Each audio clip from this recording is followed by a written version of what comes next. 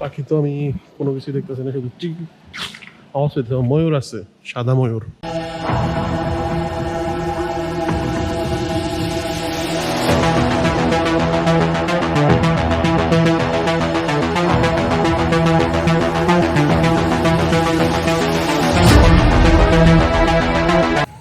আসসালামু আলাইকুম, welcome to my YouTube channel. যারা ফেসবুক থেকে দেখতেছেন, সুলাইমান শুভ। যাইতেছিলাম সিলেট, কিন্তু বাস আসার কথা ছিল 7টার সময়।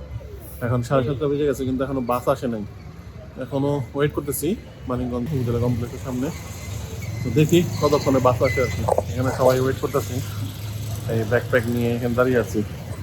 দেখি কতক্ষণ পরে আসে।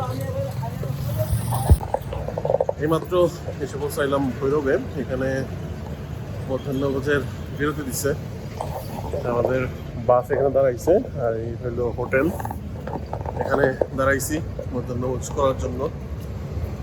আর এখনো প্রায় 4 ঘন্টার মতো লাগবে সিলেট পৌঁছানোর জন্য। হয়তো বা 5টার দিকে যেয়ে পৌঁছাবো বা 5:30টার দিকে যেয়ে পৌঁছাবো সিলেটে।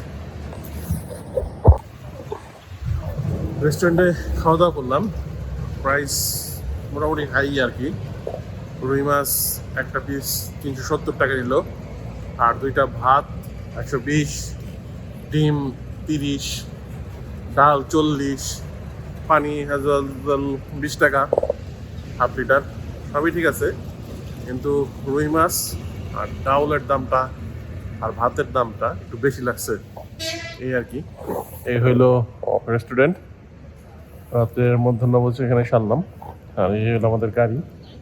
আমরা এখন আবারও 20 মিনিটের যে ব্রেক ছিল, এই ব্রেক শেষ করে এখন আবার চলে যেতেছি। এখন উঠে পড়বো আর কি গাড়িতে। দেখি আর কতক্ষণ লাগে, হয়তো বা যেটা আইডিয়া 5:30 থেকে 6টার মধ্যে আমরা পৌঁছাবো সিলেট শহরে। এইমাত্র সিলেট এসে পৌঁছালাম, আর ফ্রেশ হবো এখন। ফ্রেশ হওয়ার পরে হয়তো ঘুমিয়ে যাব, আর বাদ বাকি কথা হইতেছে দিনের বেলায়। আজকে যাব বিপিএল দেখার জন্য। আজকে ঢাকা ভার্সেস নোয়াখালী আর সিলেট ভার্সেস চিটাগাংয়ের খেলা আছে। এটা টিকিট কাটা হয়েছে, এটা দেখতে যাব কিছুক্ষণ পরে। আর এই একদিন পুরো রেস্ট নিছি, কোনো কথাবার্তা হয়নি ব্লগে। তো আজকে যাব, একটু পরে খাওয়া দাওয়া করে চলে যাবো আর কি, রওনা দিয়ে দিব। এখান থেকে আমি যেখানে আছি সেখান থেকে প্রায় 5 কিলো প্লাস আর কি স্টেডিয়াম। তো যাওয়ার পরে খোঁজাখুঁজি করতে হবে কোন জায়গায় সিট। কালকে আসার পরে পুরোপুরি সারাদিন রেস্ট দিছি, কোনো মানে মুভমেন্ট করি নাই। শুধু সন্ধ্যার দিকে একটু বের হয়েছিলাম, কিছু কেনাকাটা ছিল, কেনাকাটা করে আসছি। তো আজকে যাব হলো বিপিএল এর ম্যাচ দেখার জন্য। বিপিএল এর ম্যাচ আজকে ঢাকা ভার্সেস নোয়াখালী আর হলো সিলেট ভার্সেস চিটাগাংয়ের খেলা আছে। তো এটা টিকিট কাটা হয়েছে অলরেডি, মানে একটু পরে খেলা একটা শুরু হয়ে যাবে। ওটা মাঝে মাঝে যে আমরা ধরবো আর কি, খেলাটা দেখবো। এখান থেকে খাওয়া দাওয়া করে তারপর রওনা দিব। প্লাস হলো আপনার আমরা একটা লাস্টের যে খেলাটা আছে সেটা পুরোটা দেখার চেষ্টা করবো, যদি না পারি তো চলে আসবো। আর আজকে প্রচুর রোদ উঠছে সিলেটে, কালকেও রোদ উঠছিল, কিন্তু মানিকগঞ্জ থেকে আসছি, কালকে প্রচুর ঠান্ডা ছিল, আজকে আবার শুনলাম যে রোদ উঠছে। তো এখন দেখি খাওয়া দাওয়া করে ফ্রেশ হয়ে আমরা রওনা দিয়ে দিব বিপিএল এর ম্যাচ দেখার জন্য। আর ইন ডিটেল সব কিছু থাকতেছে এই ভিডিওতে। অলরেডি রেডি হয়ে গেছি যাওয়ার জন্য, কিন্তু খেলা অলরেডি শেষ হয়ে গেছে। দেখলাম যে 5 উইকেট পড়ে গেছে নোয়াখালীর, ঢাকা বল করতেছে। তো যাই দেখি যে কোন অবস্থায় পাই, যাইতে যাইতে ম্যাচ শেষ হয়ে যেতে পারে, সেকেন্ড ম্যাচ দেখতে পারি আর কি। আর রেডি হয়ে পড়ছি, এখন যাইতেছি।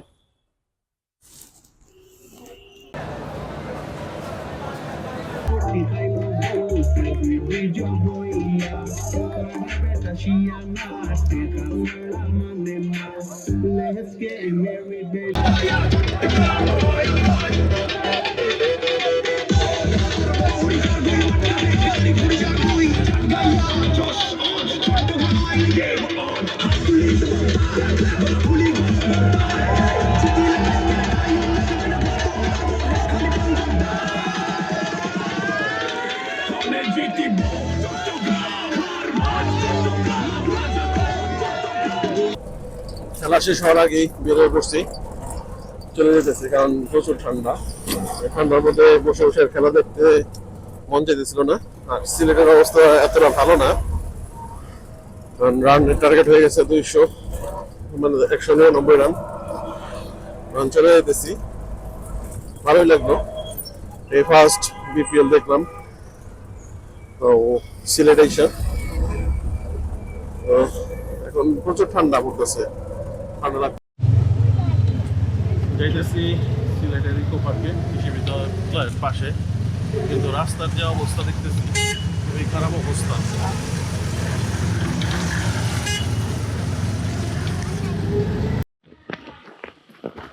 আমি এখন আসছি টিলাগড় ইকো পার্কে দেখার জন্য।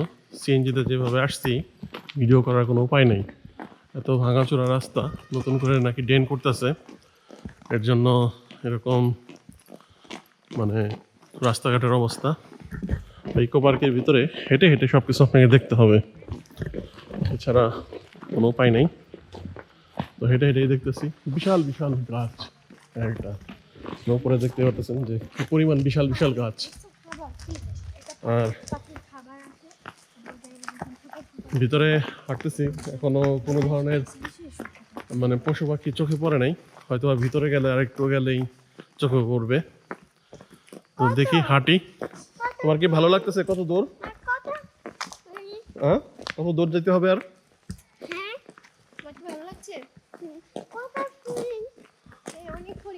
হ্যাঁ, চলো যাই, ভিতরে যাই, দেখি যে কি কি দেখা যায়, আর আপনাদেরকেও দেখাই।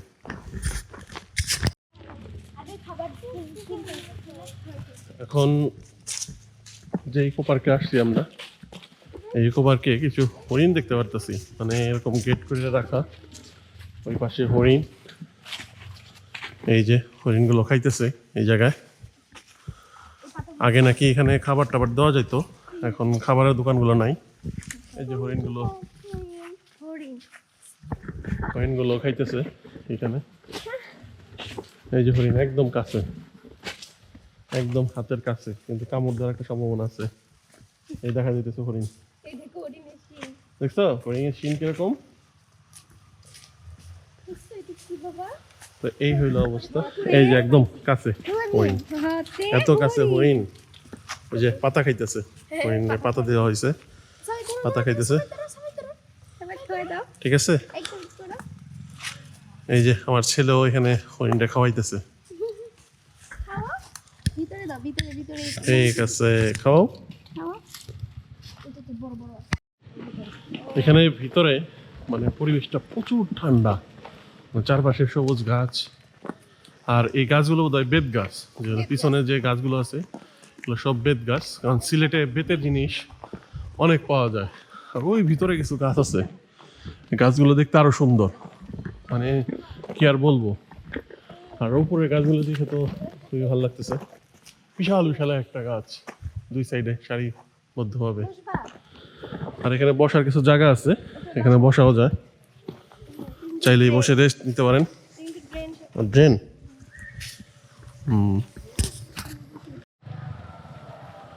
এখান থেকে সামনে একটা মসজিদ আছে, বাগমারা কেন্দ্রীয় জামে মসজিদ, মুক্ত হস্তে দান করুন এরকম লেখা আছে, কিন্তু এই দিক দিয়ে যায় আর কি একটা মসজিদ আছে। আর এখানে প্রচুর পরিমাণ পাখি আছে। তো পাখি দেখার জন্য কোন পাশ দিয়ে ঢুকতে হয় আমি সঠিক জানি না, ওদের সামনে দিয়ে ঢুকতে হয়, কিন্তু রাস্তা দিয়ে দেখি সবই বন্ধ, ওই সামনে দিয়ে মনে হয় ঢুকতে হয়। পাখি তো আমি কোনো কিছু দেখতেছি না, শুধু টিক আওয়াজ হইতে, ময়ূর আছে, সাদা ময়ূর, ওই নিচ দিয়ে হাঁটতেছে, এখান থেকে দেখা যাইতেছে নাকি জানি না, না ময়ূর না বন মুরগি। সিলভার ফিজেন্ট আর গোল্ডেন ফিজেন্ট দুইটাই আছে এখানে। আর ওইখানে কাকাতুয়া বোধ হয় ওইটা।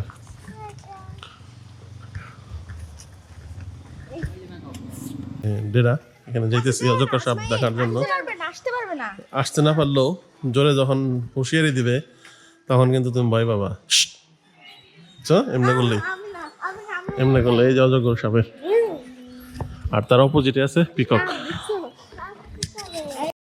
পার্কের ইকো পার্কের ভিতরে বাচ্চাদের খেলার জন্য একটা ময়দানও আছে, এরকম খেলার জন্য অনেক কিছু আছে। যে আমার ছেলে বসে বসে এখানে দোল খাওয়ার চেষ্টা করতেছে। নয় না এটা দোল খায় না? এই যে দোল খাইতেছে। হ্যাঁ, ও দিবে, তুমি দিও না। তুমি উঠো, তুমি উঠলে ও লাগর পাও না তো। লাগর পাইছো? হ্যাঁ হ্যাঁ, আস্তে আস্তে দিও, পিছনে নাই। ওয়াও, পড়ে যাবা সামনের দিকে, দেখো। বেশি দিও না, অল্প অল্প। পৌঁছলাম উপরে, মানে ওই পাশে যাওয়া যায় এরকম ভাইবা, কিন্তু উপরে উঠে দেখি যে এই পর্যন্ত রাস্তা শেষ। আর এখানে হলো ওই যে হরিণগুলো, সেগুলো আছে। উপরে উঠে দেখি একটু অস্থির লাগতেছে, কারণ অক্সিজেন পাবো না, উপরে অক্সিজেন একটু কম। অনেকখানি নিচে নামতে হবে, অনেক দূরে। ইকো পয়েন্ট দেখার পরে এখন যাইতেছি শহরের ভিতরে। এখানকার পরিবেশটা অনেক সুন্দর, পাহাড় টাহাড়, আর পাশে কৃষি বিশ্ববিদ্যালয়। আর এখানে মনে হয় কাজ চলতেছে অনেক, এই যে উন্নয়নের কাজ সারা দেশ জুড়ে, সিলেটেও বাকি নেই, ড্রেনের কাজ চলতেছে। এর জন্য রাস্তাঘাট এরকম ভাঙা ভাঙা।